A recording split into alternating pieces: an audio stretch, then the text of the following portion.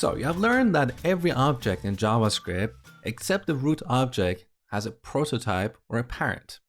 Now the proper way to get the prototype of an object is using object.getPrototype of, and here we pass an object, right? And what we get here is exactly what we saw in Chrome console under myObject._proto property. It's the same thing, right? So what we have here is the prototype or the parent of my object, right?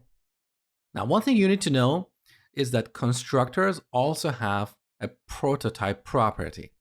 So here we have the circle constructor function. And you know that in JavaScript, functions are objects. So they have properties and methods.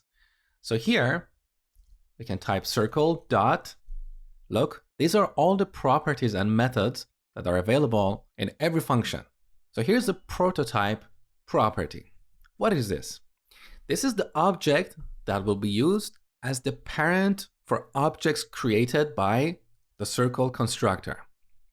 So back here, if I want to put this together, assuming that we have this myObject, and this myObject is created by this constructor has a prototype property, and what we get here is exactly what we have here.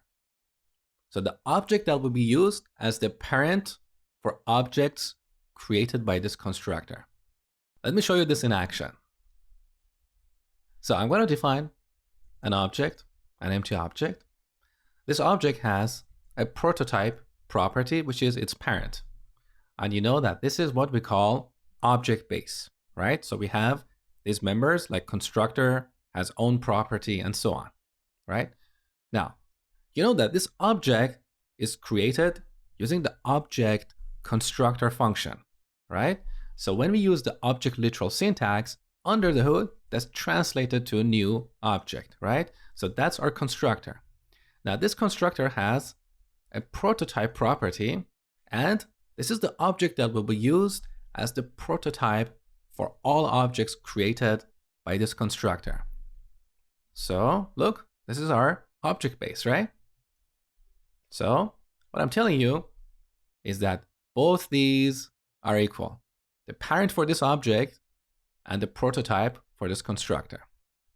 Let's take a look at another example. So I'm going to define an array, empty array.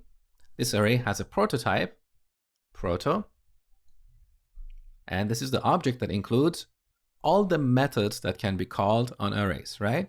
So we call this array base.